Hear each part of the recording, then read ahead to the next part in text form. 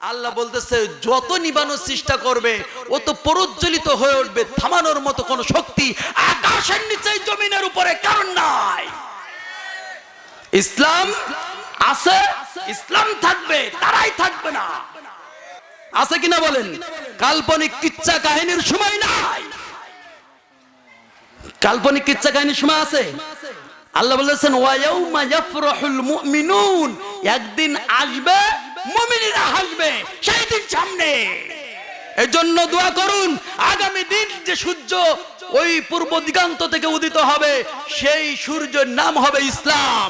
সেই সূর্যের নাম কি হবে? এর ভিতরে কি? দাঁড়াও, বলে সাপ। এটার ভিতরে কি? বলে সাপ। আর যে বড় সাপের ভিতরে পলা আছে আরেক বাক্সের ভিতরে, এবার বলতেছে এটার ভিতরে কি?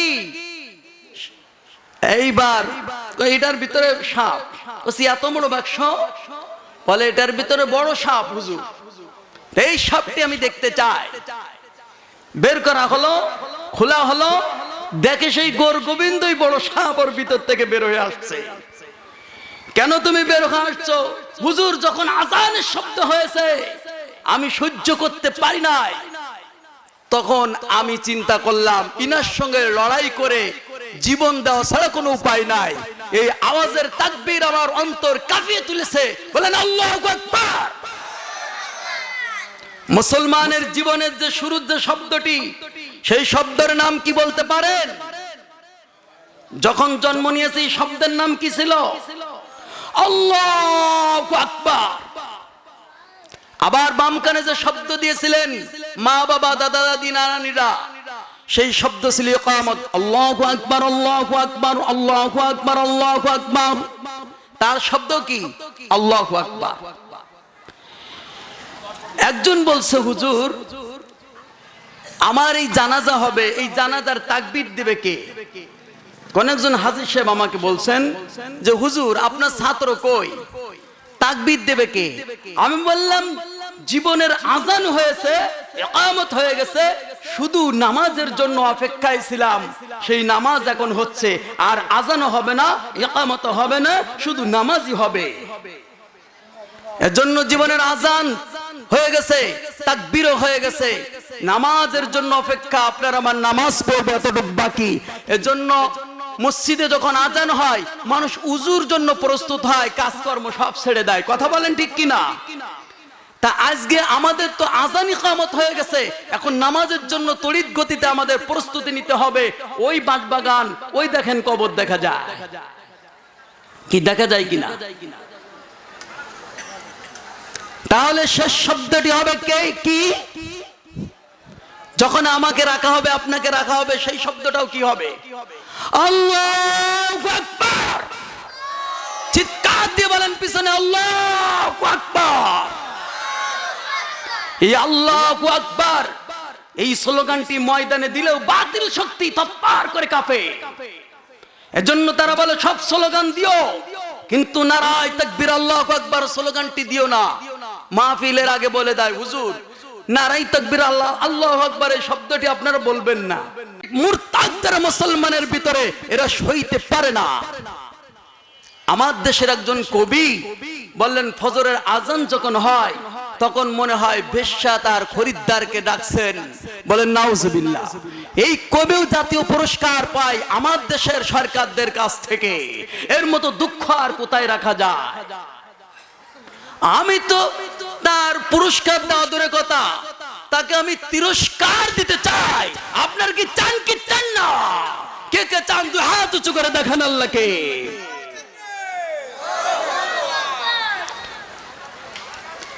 আজকে আমাদের যে আলোচনার ভূমিকা অল্প সময় আমি পাবো, সেজন্য ভূমিকায় বেশি সময় ব্যয় করতে চাই না। কিছু কথা তো বলতে হবে। আজকের আলোচনার বিষয় বস্তু যদি আপনাদের না জানা থাকে, আলোচনা বুঝতে কঠিন হয়ে যাবে। আজকের আলোচনার বিষয় বস্তু থাকবে নবীর মহব্বত, ভালোবাসা। নবীর মহব্বত, ভালোবাসা। এটা কি সবাই শুনতে চান কি চান না? সবাই চান। কে কে চান আর একবার দুই হাত উঁচু করে দেখান আল্লাহকে।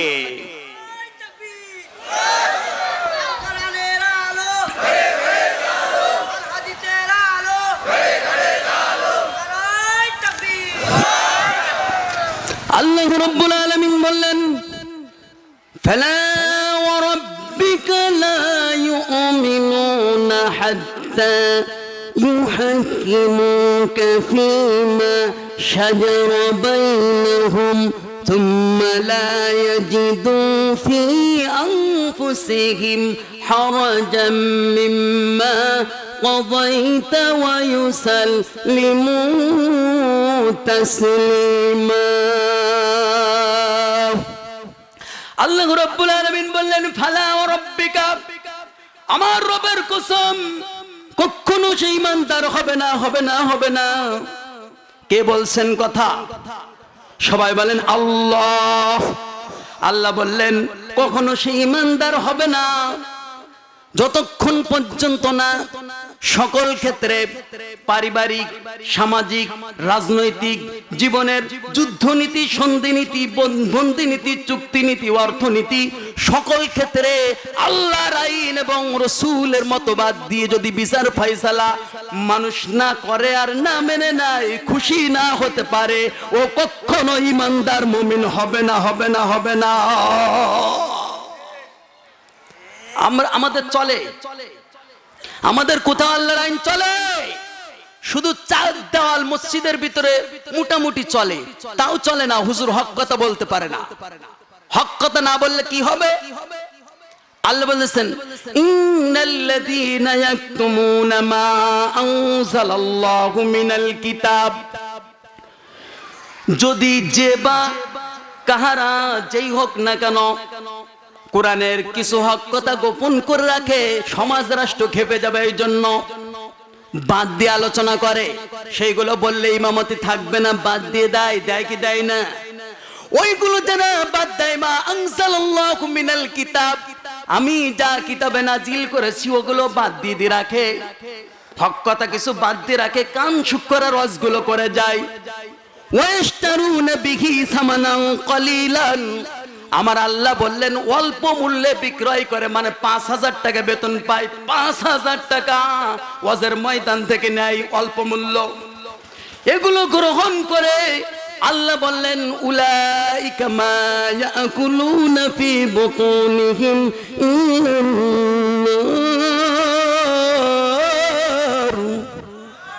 আল্লাহ বললেন সে যা কিছু কামাই করলো আর পেটের ভিতরে ঢুকালো সে জাহান্নামের আগুন ছাড়া আর কিছু পেটের ভিতরে ঢুকালো না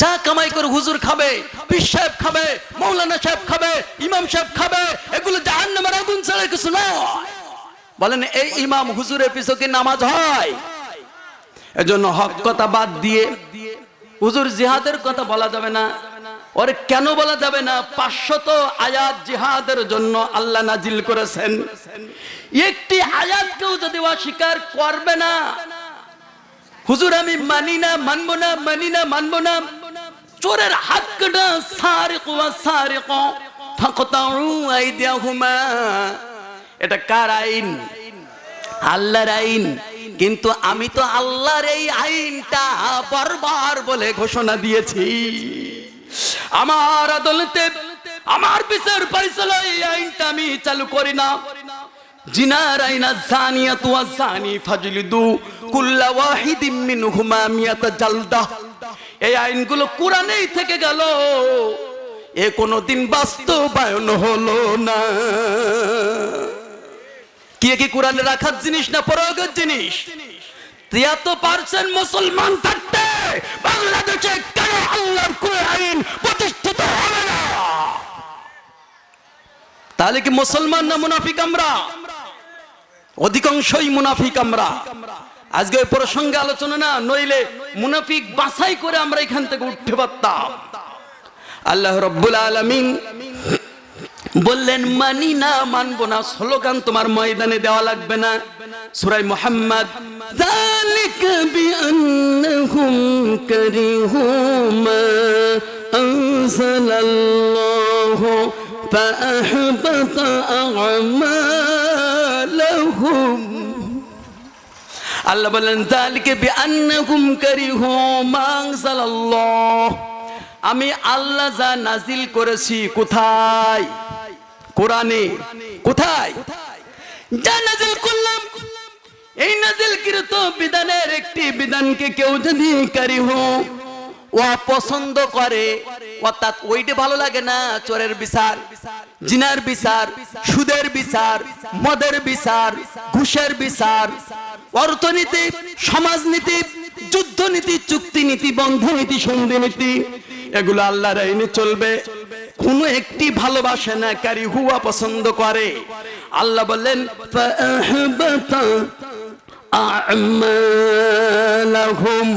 আমি তার জীবনের সকল আমলগুলোকে নষ্ট করে দিব। কথাটা কার?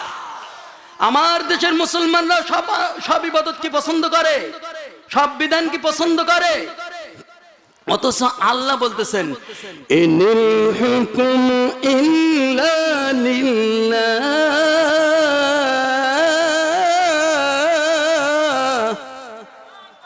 হুকুম দেওয়ার, আইন তৈরি করার অধিকার একমাত্র কার? ও মুসলমান, কার? নেতার না আল্লাহ? তাহলে আইনের মালিক কে? হায়াতের মালিক যে আল্লাহ, আইনের মালিকও সেই আল্লাহ। কথা বলেন ঠিক কিনা?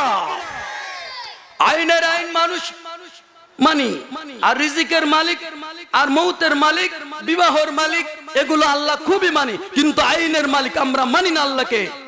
মানি না। তাহলে কোথার সিজদা, কোথার কাবা শরীফের হজ, কোথার নামাজ, কোথার যাকাত, কোথার ইবাদত কোথায় গেল?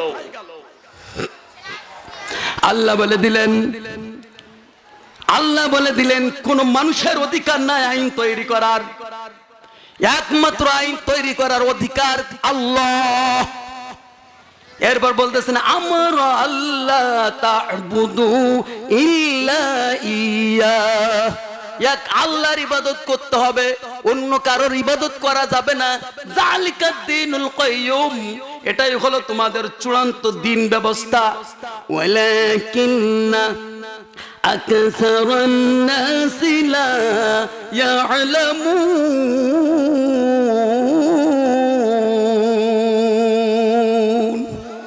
আল্লাহ বললেন যে অধিকাংশ লোকেরা এটা জানে না।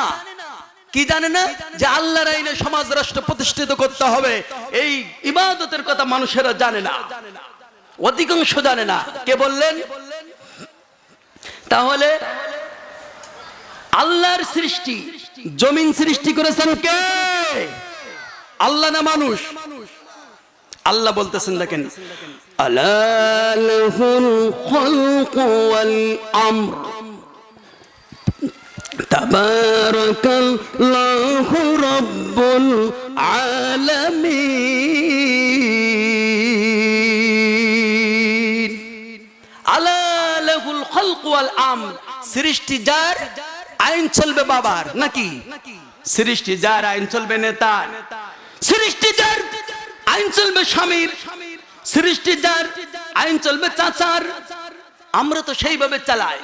কিন্তু আল্লাহ বলতেছেন ওরে মুসলমানেরা, একটি আয়াতের মাঝে যদি রোজার জন্য পাগল হয়ে যাও, একটি আয়াতের জন্য যদি বিবাহ করার জন্য পাগল হয়ে যাও, তাহলে আল্লাহ যে বললেন সৃষ্টি যার, ও বান্দারা আইনও চলবে তার।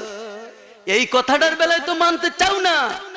তাই এ কি কোরআনের বাইরের কোন আয়াত নাকি? তাই এই আলোচনাটা করলেও রাগ হয় কেন? রাগ হয় কাদের? রাগ হয় কাদের? আল্লাহ বলতেছেন ওয়াইযা কিলা লাহুম তাআলাউ ইলা মা আনজালাল্লাহু ওয়া ইলার রাসূল,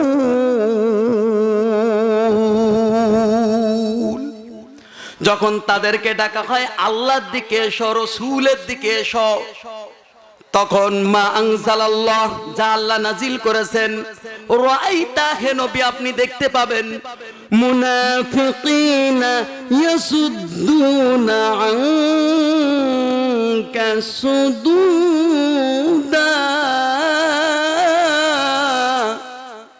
তখন আপনি দেখতে পাবেন যারা মুনাফিক ওরা পাশ কেটে চলে যাবে, ওরা থাকবে না।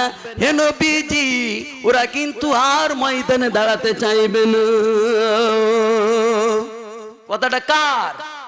এজন্য মুনাফিকের সঠিক কথা কি শুনবে না, বরং কি করবে, বরং এই কোরআন যখন হবে আলোচনা তখন বলবে লা তাসমাউ, তোমরা কোরআন শুনতে যাও না, লা তাসমাউ লিহাযাল কুরআন, তোমরা কোরআন শুনতে যাবে না। কার ঘোষণা ছিল? আবু জেহেল বলে দিয়েছিলেন এই জনগণেরা তোমরা কোরআন শুনতে যাবে না। আর শুধু মুহাম্মাদের লোকজন কোরআনের এরকম মজলিস তৈরি করে ফেলে, ওয়াল গাউফিহি, তোমরা হট্টগোল তৈরি করে দিবে যাতে কোরআনের ময়দান কায়েম না থাকে, মানুষেরা ছুটোছুটি করে ভেগে দৌড়ায়, মঞ্চ ভাঙবে, ময়দান ভাঙবে, হুজুরকে গ্রেফতার করবে, তোমরাই সফল কাম হবে। লাআল্লাকুম তাগলিবুন, মানে তোমরা বিজয়ী হবে। এই কাজটি যদি করতে পারো তা তোমরা বিজয় হবে। আর কোরআন যদি মাঠে ময়দানে চলে, মানুষেরা যদি কোরআনের এই অর্থ বাণীগুলো শিখতে পারে, জানতে পারে, মুহাম্মদ জয় হয়ে যাবে, ঠেকানো যাবে। এই জন্যই জ্বালা, আগের থেকে হুজুর এ আলোচনা করবেন, সে আলোচনা করবেন। আরে কোরআন শিখে, আল্লাহ পরকাল শিখে, এমএ পাশ করে আমরা কি একবার মোটেই বুঝি না কি বলতে হবে না বলতে হবে। আল্লাহ বলতেছেন তোমরা কার কথা শুনে আলোচনা করবা? কারণ দেখেন এখানে কে বলেছে মুজিব নাই, মুজিব ছাড়া বাংলা নাই, এই দলের লোক আছে কিনা? ধানের শীষের সাথে জিয়া তুমি আসো মিশে, এই দলের লোক এখানে আছে কিনা? আছে তো। ৬৮,০০০ গ্রাম বাঁচলে বাংলাদেশ বাঁচবে আলহাজ হুসাইন মোহাম্মদ এরশাদ, এ দলের লোক আছে কিনা? আছে না? এরপরে নেতা নাই, নীতি চাই, পীর সাহেব চরম নাই, এ দলের লোক আছে কিনা? আল্লাহর আইন চাই, ওরে সৎ লোকেরই শাসন চাই, এই দলের লোক এখানে আছে কিনা? তাহলে সবার ভালোবাসায় যখন তাফসীরুল কোরআন মাহফিল, তখন কোন দলের পক্ষে কি গাবো? কার পক্ষে গাবো? ফাযাক্কির বিল কুরআন,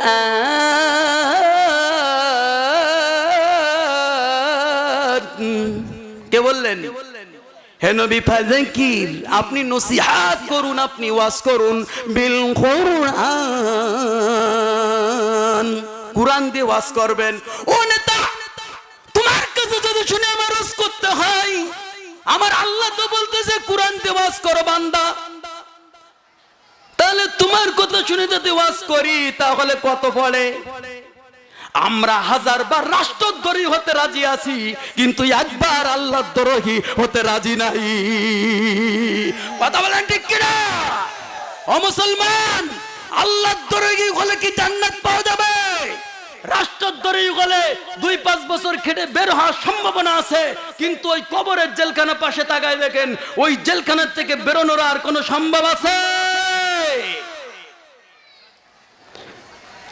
ওই যে ইমামদের কথা বলছিলাম, হক কথা বন্ধ করে, বক্তারা হক কথা বন্ধ রাখে। আল্লাহ কি বলতেছেন? যা কামাই করে পেটের ভিতরে ঢুকাইলি, এগুলো কি ঢুকালি? জাহান্নামের আগুন, ইল্লান নার। কে বললেন? আল্লাহ বললেন ইল্লান নার,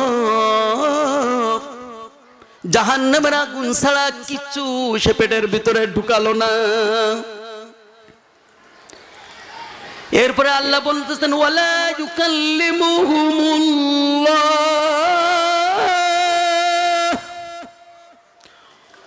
ইয়াউমাল কিয়ামাতি, আমি আল্লাহ কিয়ামতের দিন ওই হুজুর, ওই ইমাম, ওই পীর সাহেব, ওই দরবেশ সাহেবের সঙ্গে কথা বলবো না। আল্লাহ বললেন যে হক কথা বন্ধ করবে, যে বা যারা গোপন রাখবে। কি বললেন? ও যত বড় হাজি হোক, যত বড় পাগড়ি হোক, যত বড় জুব্বা হোক, যত বড় নামাজি হোক, ওর সঙ্গে আমি কিয়ামতের দিন আল্লাহ কথা বলবো। কে বললেন? কথাটা কার? ও মুসলমান, কার? পিছন দিক থেকে আওয়াজ দিন, কথাটা কার? আল্লাহ বলেন ওয়ালা ইউযাক্কিহিম, সাথে সাথে আমি আল্লাহ কিয়ামতের দিন পবিত্র করব না। আল্লাহ যদি কাউকে পবিত্র না করেন তাহলে সে জান্নাতে যাবে। যত বড় লিবাসদারি হোক না কেন, যত বড় পীর দাবি করুক না কেন, যিনি হক কথা বলবেন না, আল্লাহর চূড়ান্ত সিদ্ধান্ত, এই পীর হুজুরের সঙ্গে আল্লাহ কিয়ামতের দিন বক্তা সাহেবের সঙ্গে কথাও বলবেন না, পবিত্র করবেন না। অপবিত্র লোক কোনো দিন জান্নাতে ঢুকতে পারবে না। আরে 2000-5000 টাকার জন্য মঞ্চে উঠে আবার দাওয়াত পাওয়ার জন্য হক কথা গোপন রেখে চলে যাব, সম্ভবটা নয়। প্রয়োজনে আর দাওয়াত দিবেন না, কোনো সমস্যা নাই, তবে আল্লাহর কোরআন দিয়ে আলোচনা করতে হবে। কথা বলেন ঠিক কিনা? আল্লাহ রাব্বুল আলামিন কোরআনুল কারীমের ভিতরে বলতেছেন, ইয়া আইয়ুহার রাসূল বাল্লিগ মা উনজিলা ইলাইকা মির রাব্বিক। ইয়া আইয়ুহার রাসূল, হে নবীগণ, হে রাসূলগণ, বাল্লিগ পৌঁছাই দিতে হবে। কি করতে হবে? কি পৌঁছাবো? দাদার কিচ্ছা না নানার কিচ্ছা, সাপের কিচ্ছা, ব্যাঙের কিচ্ছা, আমরা তো অনেক ওয়াজের ভিতরেও পাই সব কিচ্ছা, যার কোনো ভিত নাই, কাল্পনিক কিচ্ছা, কাহিনী, স্বপ্ন, সেইগুলো ওয়াজ করে ময়দান সুখ করায় দিয়ে মানুষের চলে যায়, কিন্তু হাজার হাজার আয়াতগুলো বাকি থেকে যায়। এগুলো তো কেউ বলে না, কেউ কি বলার নাই। আল্লাহ বললেন, ইয়া আইয়ুহার রাসূল বাল্লিগ মা উনজিলা ইলাইকা মির রাব্বিক, হে নবীগণ, হে রাসূলগণ, আপনাদের দায়িত্ব পৌঁছায় দিন, পৌঁছায় দিন। ওয়া ইন লাম তাফআল ফামা বাল্লাগতা রিসালাতাহু, যদি আপনারা না পৌঁছান হে নবীরা, আপনাদের রিসালাতের দায়িত্ব সম্পন্ন হবে না, নবী হিসাবে আপনারা থাকতে পারবেন না, রাসূল হিসেবে আপনারা থাকতে পারবেন না, বরং রাসূল থেকে নাম কাটা যাবে। আর যদি সুষ্ঠু মতো পৌঁছান, তাহলে রিসালাতের দায়িত্ব পালন হলো। এই জন্য রিসালাতের দায়িত্ব পালন করতে গেলে যেমন কোরআনের সব অংশগুলো বলা লাগবে, সবগুলো পৌঁছায় দিতে হবে। আমাদের মুসলমানিত্ব টিকে রাখতে গেলে, নবীর ওয়ারিস হিসেবে দাবি করতে গেলে, আমাদের মাঠে ময়দানে জনগণের কাছে হক কথা, কোরআনের কথাগুলো পৌঁছায় দিতে হবে কিনা বলেন? দুই হাত তুলে দেখেন পক্ষে রাজি আছেন কারা কারা?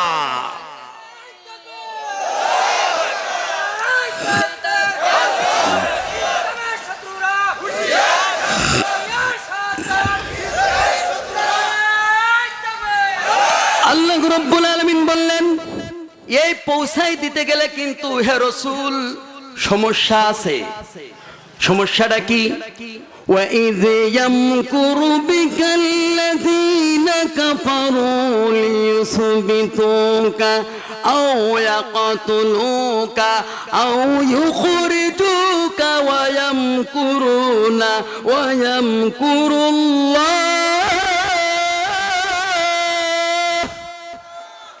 ওয়াল্লাহু খায়রুল মাকিরিন।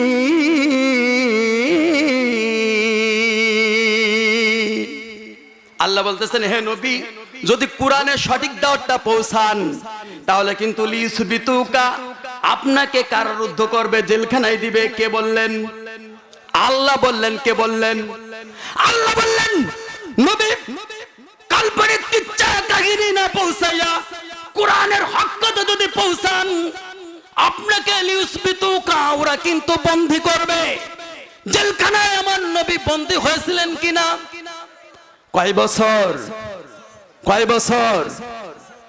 এই 3 বছর বন্দী হলেন। নবী কি মানুষের উপরে জুলুম করেছিলেন? নির্যাতন কি করেছিলেন? নবী কারোর পরের মেয়ে হাত ধরে টেনে নিয়ে গেছিলেন নাকি? এত ভালো মানুষ এই পৃথিবীতে আসে নাই, আসবেও না।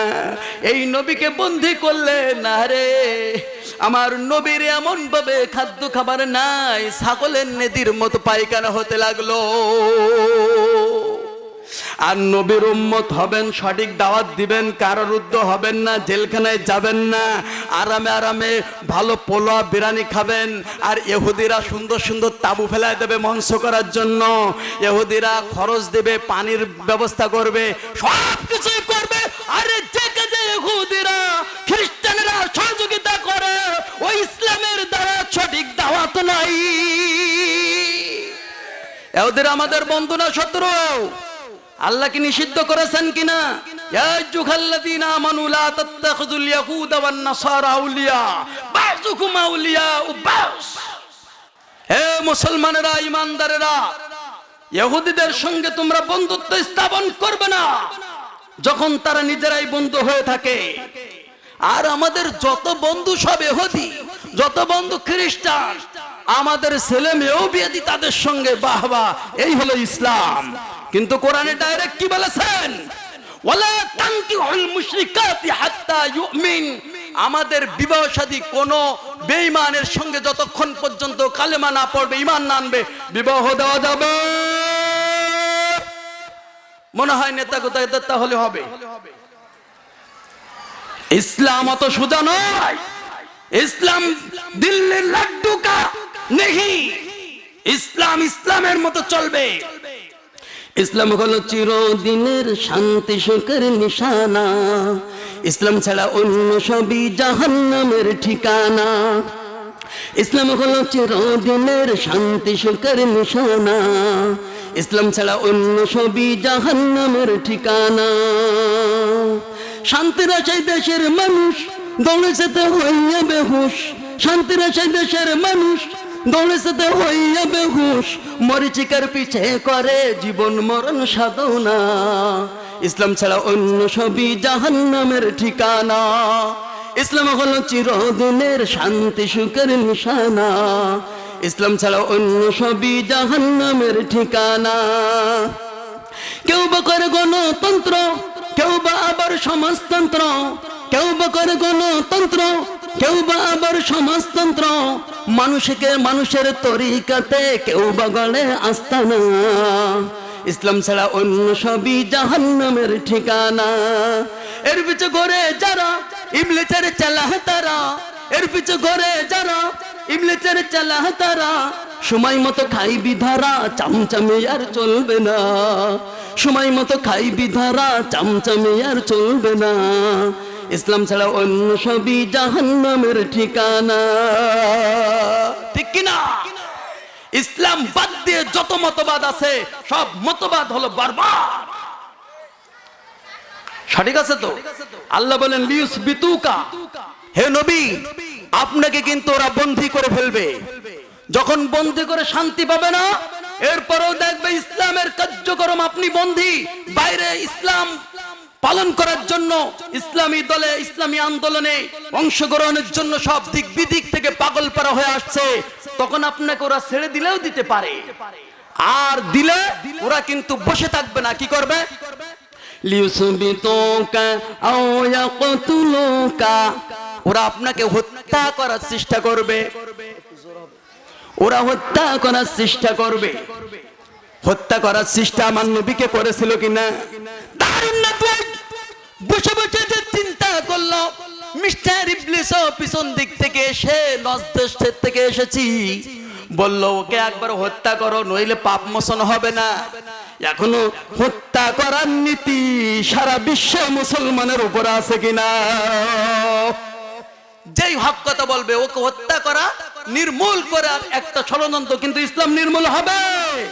ইউরিদুনা লিয়ুতফিউ নূরাল্লাহি বিআফওয়াহিহিম ওয়াল্লাহু মুতিম্মু নূরিহি ওয়ালাউ কারিহাল কাফিরুন ওয়ালাউ কারিহাল মুশরিকুন।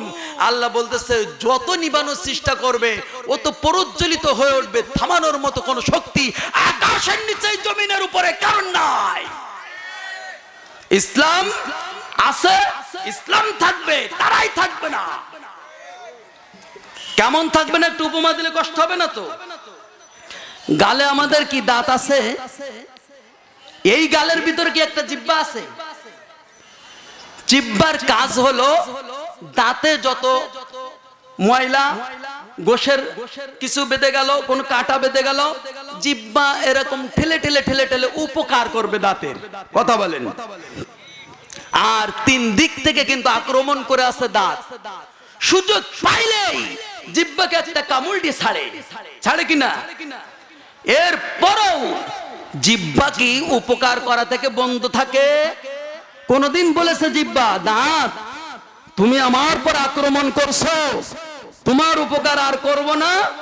যত কাটা বাদুক, হাড় বাদুক, যত ময়লা বাদুক, এটে বেদুক, আমি কোন রকম উপকার করব না। বলেছে কোনদিন? জিহ্বার কাজ হলো উপকার করা, ভালো কাজগুলো করা, আর দাঁতের কাজ হলো আক্রমণ করা। চতুর্দিক থেকে, তিন দিক থেকে আক্রমণ করে আসে, সুযোগ পাইলেই কামড় দেয়। আমাদের চতুর্দিক থেকে ভারত, আমাদেরকে ভয় দিলে হবে না। আমরা কারো চক্ষু রাঙ্গা দেখতে চাই না। আমাদের কাছে ঈমান আছে যে হাতিয়ার তোমাদের কাছে নাই। হাতিয়ার না দেখলেও আমরা দুই হাত নিয়ে ঈমানের বলে বলিয়ান হয়ে আমরা নারায়ে তাকবীর স্লোগান দিলে তোমরা পালাতে বাধ্য হবে। কথা বলেন ঠিক কিনা? এজন্য আমরা ভয় পাই না কারো চক্ষু রাঙ্গা দেখে আমরা ভয় পাই না। আমরা ঈমান এনেছি, শহীদ হতে জানি, আমরা মরতে জানি, আমরা মরণের ভয় পাই না। দুনিয়ায় আইছি, দুনিয়ার থেকে যেতে হবে কিনা? তোর পাই 500 বছর বাঁচার কোনো দাম নাই, 1 মিনিট বাঁচার সিংহের মতো দাম আছে। কথা বলেন ঠিক কিনা? এজন্য বিড়ালের মতো 14 বছর বাঁচতে চাই না, সিংহের মতো 1 ঘন্টা বাঁচতে চাই। আল্লাহ রাব্বুল আলামিন এরপর বলেন, ওয়া ইল্লাম তাফআল ফামা বাল্লাগতা রিসালাতা, যদি পালন করেন, কোরআনে হক দাওয়াত দেন, তাহলে আপনার রিসালাতের দায়িত্ব পূর্ণ হবে। ইয়া রাসূলুল্লাহ, এরপর যখন তারা হত্যার রাজনীতি করে, যখন আপনাকে হত্যা করতে পারবে না, এরপর কি করবে? ইয়া রাসূলুল্লাহ, আও ইখরিজুকা, আপনাকে দেশ থেকে তাড়াই দেওয়ার সিদ্ধান্ত নিয়ে ফেলবে। বলবে কে দেশে রাখা যাবে না, দেশে রাখলে ইসলামের বিজয় হবে। আমাদের মানব রচিত মতবাদ, এ মতবাদ যে খারাপ আমরাও জানি, আর মুহাম্মদ যে সত্য নবী তাও আমরা জানি। জানে কিনা? এই যে জানে মুহাম্মদকে রাখা যাবে না, তার কোরআনে জাদু আছে। কত হুজুরের কথাই জাদু, ওকে আর বাইরে রাখা যাবে না, ভিতরে রাখতে হবে, নইলে ওর জাদুতে লক্ষ লক্ষ মানুষ উপস্থিত হয়ে যাবে। আমাদের মানব রচিত মতবাদ বেশি দিন টিকে থাকবে কি? এই ভয় সব জামানা আছে কিনা? কিন্তু সত্যর বিজয় হবে। বলছিলাম কি, দাঁত চতুর্পাশ থেকে আক্রমণ করেছে, আর জিহ্বার কাজ উপকার করে চলেছে। তা দেখেন তো বাবাজি, যারা মুরব্বী 80 বছর মতো হয়ে গেছে, দাঁত সব ঝরে গেছে প্রায়, কিন্তু জিহ্বা কি ঝরেছে? তার দাঁতগুলো পড়ে সব শেষ, দাঁত কবরে নিয়ে যেতে পারতেছেন না। এই যশোর জেলায় কাশিমনগরে বিশেষ করে হিসাব করবেন, আগামীকাল সকালে কোন একজন জিহ্বা পড়ে গেছে, দাঁত নিয়ে কবরে গেছে। জিহ্বা নাই, দাঁত নিয়ে শুধু কবরে গেছে। এরকম মুরব্বী কি খুঁজে পাওয়া যাবে? এই জন্য আমাদের আলেমদের কাজ উপকার করা। আমরা উপকার করে চলবো। বাতিল শক্তি আমাদের যত রকম আক্রমণ করুক, জেলখানায় রাখুক, আমাদেরকে হত্যা করুক, আমাদেরকে দেশান্তর করুক, সব কিছু আমরা মেনে নিতে রাজি, কিন্তু উপকার করতে আমরা পিছপা হব না। আমাদের কোরআনের যে মিশন, এই মিশন চলতেই থাকবে। থামানোর মতো শক্তি পৃথিবীতে কারণ নাই। ফিরাউন মানুষ হত্যা করে চলেছিল, ফিরাউন কি থামাইতে পেরেছিল? আবু জাহেল, উকবা, শাইবা একই রাজনীতি করেছিল, কিন্তু মুহাম্মদ সাল্লাল্লাহু আলাইহি ওয়াসাল্লামের বিজয় কি ঠেকাতে পেরেছিল? পারে নাই। আল্লাহর নবীকে বলতেছেন এবার সান্ত্বনা দিয়ে, হে নবী আপনি শুনুন, এই দাওয়াতগুলো যখন দিয়ে চলবেন, তখন আপনার উপরে যে মানুষেরা আঘাত করবে, সেই আঘাতে ওয়াল্লাহু ইয়াসিমুকা মিনান নাস,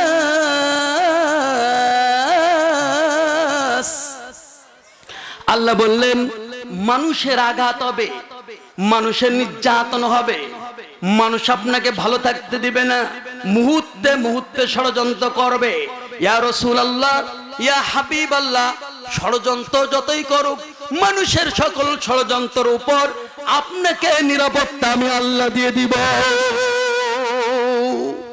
নিরাপত্তার মালিক কে? রাখে আল্লাহ, মারে কে? মারে আল্লাহ, রাখে কে? ও ইমাম সাহেব, বাতিল শক্তির চোখ রাঙ্গে দেখে ভয় পেয়ে ইমামতি করো, হক কথাগুলো বলো না। আজ বাংলাদেশের প্রায় 4 লক্ষ মসজিদ, 4 লক্ষ মসজিদের বেশি সব জায়গা থেকে ইমাম আর মুয়াজ্জিন যদি হক কথার আওয়াজ দিত, বাংলাদেশে ইসলামী রাষ্ট্র, কল্যাণ রাষ্ট্র, আল্লাহর আইনের রাষ্ট্র তৈরি হতে বেশি দিন লাগতো না। কে কে চান আল্লাহর আইন প্রতিষ্ঠিত হোক? আল্লাহ কবুল করো। আল্লাহ রাব্বুল আলামিন এরপর বলে দিলেন, আপনারা কি ভয় পাচ্ছেন? আপনারা কি ভয় পাচ্ছেন? মনে হচ্ছে তো ভয় পাচ্ছেন। পিছন দিক থেকে ভয় পাচ্ছে, সামনের দিকে ভয় নাই। পিছনে সব সময় 3rd ক্লাসের ছাত্র থাকে, তো ওই রোল নম্বর যাদের আগে তারা ফার্স্টে থাকে। আগে বড় বড় ভালো ইমানদার গুলো সামনে আছে, পিছনের কোনো আওয়াজ নাই। চিন্তা করতেছে আমরা কোনো আওয়াজ দিব না, আমরা ভালো থাকবো, আমরা সফলতায় থাকবো। আল্লাহ তাআলা কি বলতেছেন যারা ভালো থাকতে চায়? ألم تر إلى الذين يزعمون أنهم آمنوا بما أنزل إليك من الكتاب। আল্লাহ বলতেছেন যে ইয়াজউমুনা আন্নাহুম আমানু, পূর্বে যারা তারা ঈমান এনেছিল আল্লাহর উপরে, রাসূলের উপরে, নামাজ 100, রোজায় 100, হজে 100, সব জায়গায় 100, কিন্তু ইউরিদুনা আন ইয়াতাহাকামু ইলা তাগুত।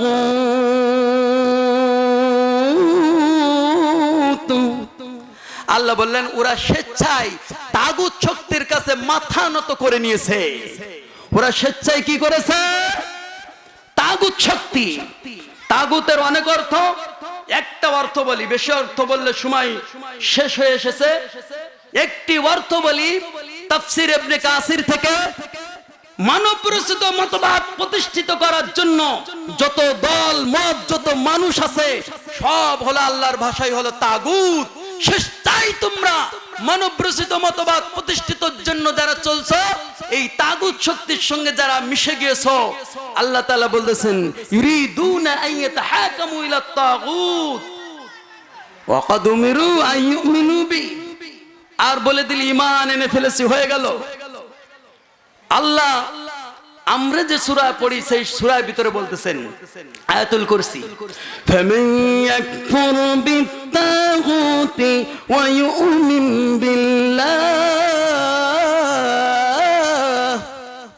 আল্লাহ বলেন ফামান ইয়াকফুর, এ বান্দা বান্দি আগে অস্বীকার করবি। কি অস্বীকার করবি? বিত্তাগুত, তাগুত শক্তিকে অস্বীকার করবি। মানে আল্লাহর দ্বীন প্রতিষ্ঠার জন্য, আল্লাহর আইন প্রতিষ্ঠার জন্য যারা কাজ করবে, সেই দল বাদ দিয়ে যত দল, যত মত, যত পদ্ধতি আছে তাদের অনুসারী যারা হবি, আল্লাহ বলতেছেন ফামান ইয়াকফুর বিত্তাগুত, এই তাগুত শক্তির সঙ্গে দল দিয়ে যদি বলো ওয়া ইউমিন বিল্লাহ, আমি ঈমান এনেছি, আল্লাহ বললেন ঈমান আনা হবে না। কথাটা কার? হাদিস না কোরআন? হুজুর আমি কতবার ইল্লাল্লাহ জিকির করি, সকালে 70 বার, বিকেলে 70 বার, সন্ধ্যায় 70 বার, আমি আবার কেমন মুসলমান না? আল্লাহ বলতেছেন ফামান ইয়াকফুর, আগে অস্বীকার কর। হুজুর যারা আছেন ইয়াকফুর, অস্বীকার কর, ওয়া ইউমিন বিল্লাহ, কি অস্বীকার করবি? বিত্তাগুত। ফামান ইয়াকফুর বিত্তাগুত শব্দটা দেখে নেবেন, ফামান ইয়াকফুর বিত্তাগুত। আল্লাহ বলতেছে আগে তাগুত শক্তিকে অস্বীকার করবি, এরপর ঘোষণা দিবি ওয়া ইউমিন বিল্লাহ, আমি ঈমান এনেছি আল্লাহর উপরে। এবার বলো আশহাদু আল্লা ইলাহা ইল্লাল্লাহু ওয়া আশহাদু আন্না মুহাম্মাদান আবদুহু ওয়া রাসূলুহু। এবার ঈমান আনা যথার্থ হবে, নইলে ঈমান আনলে ঈমান আনা হবে না। এজন্য কি করতে হবে? এজন্য আমাদেরকে তাগুত শক্তি অস্বীকার করতে হবে। দেখেন কত মুনাফিক, কত মুনাফিক। মুনাফিক কি করে চিনা যায়? নামাজে মুনাফিক চিনা যায় না, হজে মুনাফিক। আমার টাইম আছে তো এখনো গরিব। আল্লাহ রাব্বুল আলামিন বলতেছেন আমাদের এমন লক্ষ্য করি, প্রধান বক্তার দিকে লক্ষ্য করা যাবে, উনার আলোচনার সময় আমি ছেড়ে দেব ইনশাল্লাহ। দেখেন আল্লাহ রাব্বুল আলামিনের সালাত আদায় করে মুনাফিক চিনা যাবে না, নামাজ আদায় করে মুনাফিক চিনা যায় না। নামাজ মুনাফিকেরাও পড়ে, হজ মুনাফিকেরা করে, যাকাত মুনাফিকেরা দেয়, সব ইবাদত মুনাফিকেরা করে, মুনাফিক চিনা যায় এক জায়গায়। বলবো সমস্যা নেই তো। আল্লাহ রাব্বুল আলামিনের হাবিব বললেন, ওরে সাহাবীরা, ও সাহাবীরা, কানে আওয়াজ চলে এসেছে, উহুদ প্রান্তে যেতে হবে। উহুদের ময়দানে 3000 সৈন্য চলে এসেছে। এখনই আমাদের মদিনা আক্রমণ করলেও করতে পারে। আমার সঙ্গে যেতে হবে, আমার সঙ্গে উহুদ প্রান্তে যেতে হবে রে। কে কে আসিস? নাম লিখা, নাম লিখালো 1000 জন। নাম লিখালো কয়জন? 1000 জন নাম লিখালো। নবী 1000 জন নিয়ে চললেন। চলতে চলতে প্রতি মধ্যে একজন ডাক দিয়ে বলতেছে, ইয়া রাসূলুল্লাহ, আমরা যে যুদ্ধে যাচ্ছি এই যুদ্ধে কাফেররা কত? আল্লাহ নবী বললেন 3000। কয় হাজার? আর আমরা কত? নবী বললেন 1000। ইয়া রাসূলুল্লাহ, ওয়াসম যুদ্ধে আমাদেরকে শামিল করে আপনি আমাদেরকে বেকায়দায় ফেলাবেন না। নবী সিদ্ধান্ত মানতে পারেছে। আর আমি আগেই আয়াত বলেছি, ফালা রাব্বিকা, ওরা মুমিন হবে না যতক্ষণ নবীর সিদ্ধান্ত, আল্লাহর আইন না মানবে।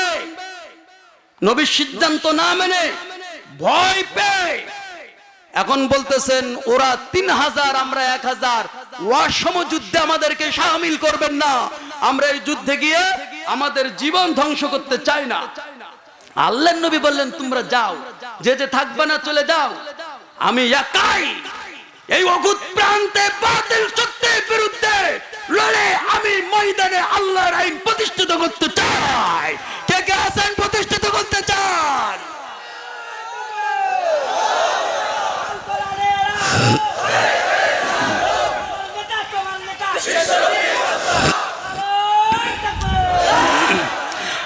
আল্লাহ নবীর পিছন দিক থেকে আব্দুল্লাহ বিন উবার সাথে চলে গেল কত? 300 চলে গেল। কত চলে গেল? 300 চলে গেল। থাকে কয়জন? 700 গেল। তাহলে মুনাফিক আল্লাহ নবীর পিছনে নামাজ আদায় করে 300 যদি কেটে যায়, আমার মতো ইমামের পিছনে তো 100 থাকে আর 900 কেটে যায়। এই জন্য আল্লাহর দ্বীন প্রতিষ্ঠিত হচ্ছে না। আল্লাহর নবী যুদ্ধের ময়দানে মাঝখানে দাঁড়িয়ে গেলেন, এক এক করে দায়িত্ব দিলেন, ওরে তোমরাই দায়িত্ব নাও, তোমরাই দায়িত্ব নাও, জিহাদ করতে হবে মাঠে ময়দানে, কেউ বিচলিত হবে না।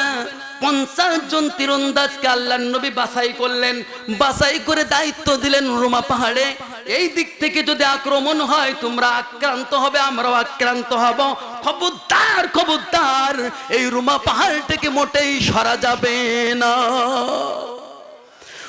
ভুলবশত যখন দেখলেন মুসলমানরা জয় জয়কার হয়ে যাচ্ছে, জয়লাভ হয়ে যাচ্ছে, এখন সব মাল সব খোঁটা শুরু করে দিয়েছেন, ময়দানের মালগুলো, যুদ্ধের মালগুলো খোঁটা শুরু করে দিয়েছেন।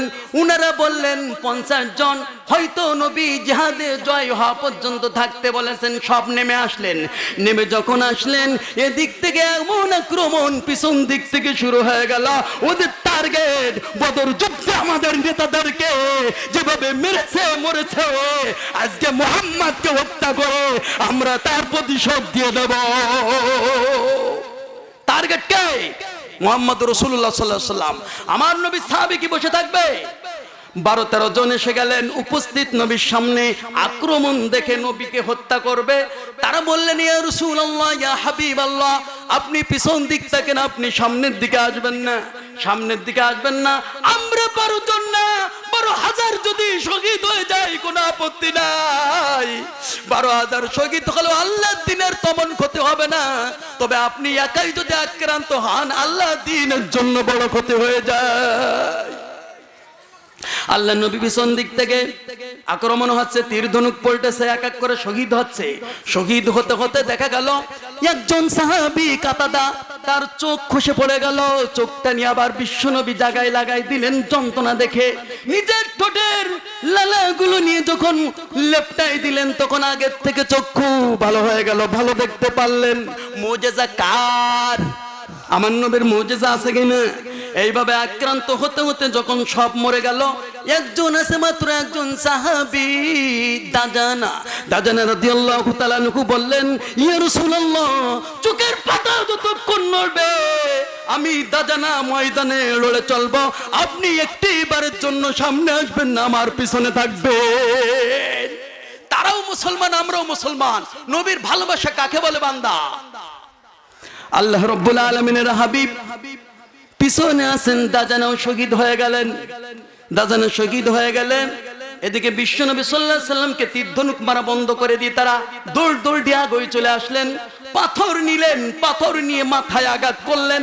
মাথার ভিতরে হেলমেটে লেগে যে কোন একটি লোহা মাথার ভিতরে ঢুকে গেল রে। আমার নবী আক্রান্ত হয়ে গেল। আমার নবী আক্রান্ত হলো, আবার আরেকটি পাথর নিল, আবার নিষ্ঠুর একটি পাথর এসে লাগবে না গালে লাগলো। শিরস্থানের ভিতরে আরেকটি লোহা ঢুকে গেল। আবার আরেকটি পাথর নিল, পাথর নিয়ে আঘাত করলো, আঘাত করলে মুখে লাগলো, দুটো দাঁত ঝরে গেল ময়দানে। আমার নবী আক্রান্ত হলেন, তিনটি ইনজুরি। আল্লাহর নবীর মাথায় চক্কর দিয়ে উঠলো। উহুদ ময়দানে পাহাড়ের এক গর্তে পড়ে গেল। আমার নবী যখন পড়ে গেল উপর হয়ে, কাফেররা বলে দিলেন কতিলা মুহাম্মদ। মদিনায় আওয়াজ ছড়াই পড়লো, চতুর্দিকে কাফেররা রটাই দিল। ওমর বলল, আর বসে দেবে না, নবী যখন হত্যা হয়ে গেছে রে, ময়দানে লড়, জীবন আর রাখতে চাই না, কার জন্য জীবন রাখবো রে। ময়দানে লড়া শুরু করে দিলেন। এদিকে মদিনার একজন যুবক সাহাবী আসতে পারে নাই কোনো কারণবশত। হানজালা রাদিয়াল্লাহু তাআলা আনহু হাম্মাম খানায় গেছেন, গোসলের জন্য প্রস্তুতি হয়েছেন। হাম্মাম খানায় যখন শুনলেন নবী দুনিয়ায় নাই, শহীদ হয়ে গেছে রে, তখন হযরতে হানজালা বললেন, ও কই স্ত্রী, কার জন্য গোসল করব? যে নবী দুনিয়ায় নাই, ফজরের নামাজের ওয়াক্ত হয়েছে, নামাজ কার জন্য পড়ব রে? নামাজ ছেড়ে দিলেন। আল্লাহর নবীর মায়া মহব্বতে গোসল করা ছাড়ান দিলেন, ময়দানে চলে গেলেন, যুদ্ধ করলেন, অনেক কাফেরকে দুনিয়া থেকে বিদায় দিলেন, নিজেও শহীদ হয়ে গেলেন।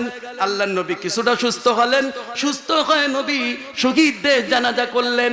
এই দেখা গেল এদিকে একজন মহিলা সাহাবী এসে উপস্থিত, ইয়া রাসূলুল্লাহ, ইয়া হাবিবাল্লাহ, শহীদদের লাশ তো ধোয়ানো হয় না, তাদেরকে এমনি ভাবে দাফন করে দেওয়া হয়। ইয়া রাসূলুল্লাহ, ইয়া হাবিবাল্লাহ,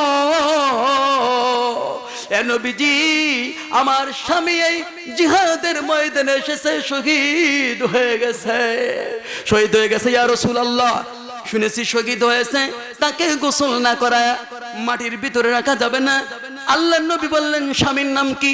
বললেন, আমার স্বামীর নাম হলো হানজালা। নবীজি তখন বললেন, ওরে সাহাবীরা, দেখো সেই হানজালা কোথায়, তার গোসল নাকি ফরজ। খুঁজতেছেন।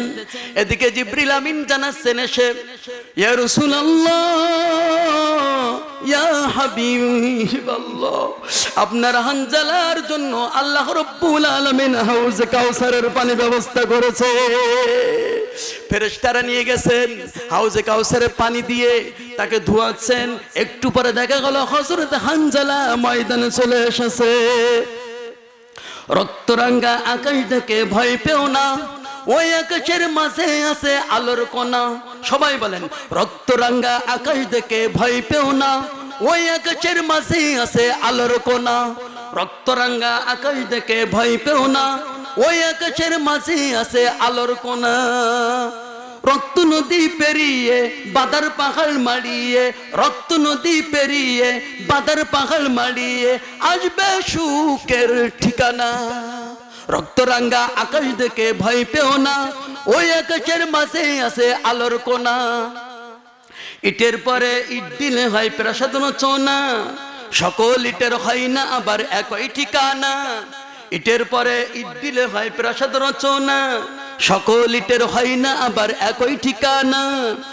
মাটির নিচে যাই কেহ ভেঙ্গে গুঁড়ো হয় কেহ মাটির নিচে যাই কেহ ভেঙ্গে গুঁড়ো হয় কেহ তবেই তো পূরণ হয় মনোবাসনা রক্তরাঙ্গা আকাশ দেখে ভয় পেও না ওই আকাশের মাঝে আছে আলোর কোনা রক্তরাঙ্গা আকাশ দেখে ভয় পেও না ওই আকাশের মাঝে আছে আলোর কোনা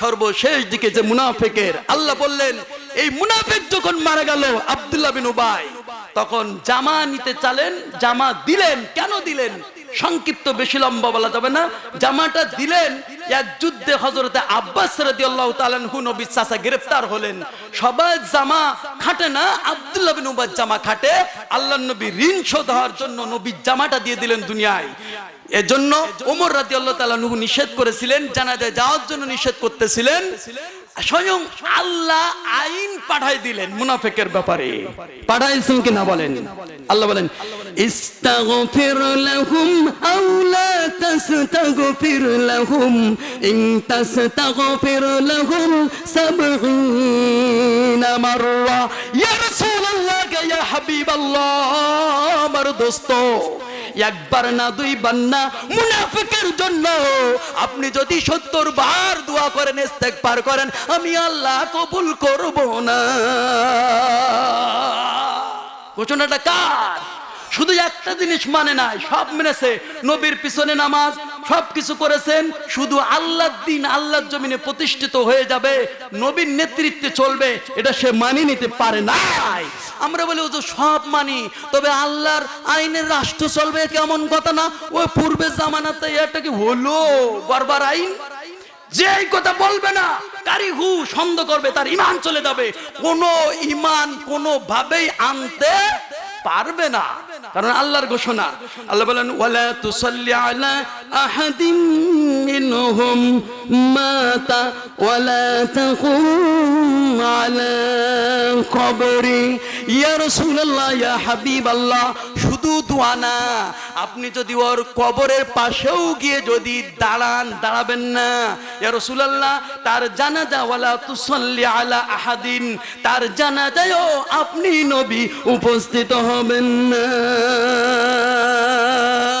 ঘোষণাটা কার আমরা তো যে আল্লাহর দ্বীনের বিরোধিতা করে আল্লাহর দ্বীন আল্লাহর জমিনে প্রতিষ্ঠিত হবে যে বিরোধিতা করে তার দোয়ার জন্য ইমামরা আরো বেশি ব্যতিব্যস্ত হয় কারণ কি কারণ হলো দরবারি আলেম তরকারি আলেম সরকারি আলেম এই আলেমের একটা শ্রেণী আছে দরবারি তরকারি সরকারি বিভিন্ন আলেম আছে তার ভিতরে দরকারি আলেম হলো ইমামরা যখন জানাজার দরকার ইমামকে একটু ডাক দিয়ে নিলে যখন একটু কারোর বিয়ে পড়ানোর দরকার দরকারি আলেমের ডাকে নিল আর দরবারি আলেম যারা সরকারের কাছে থাকে দরবার ফতোয়া দিতে হয় পক্ষে কেউ কেউ তো ফতোয়া দিয়েছে জিহাদের আইনগুলো সব রহিত হয়ে গিয়েছে ফতোয়া দিয়েছে কিনা বলেন মরে তো গেছে কিন্তু আল্লাহর কোরআনে 500 আয়াতকে অস্বীকার করার কারণে সে কি ইমানদার হলো না কাফের হয়ে মরল আল্লাহ জিহাদের ব্যাপারে বলেছেন ইনফিরু খিফাফাও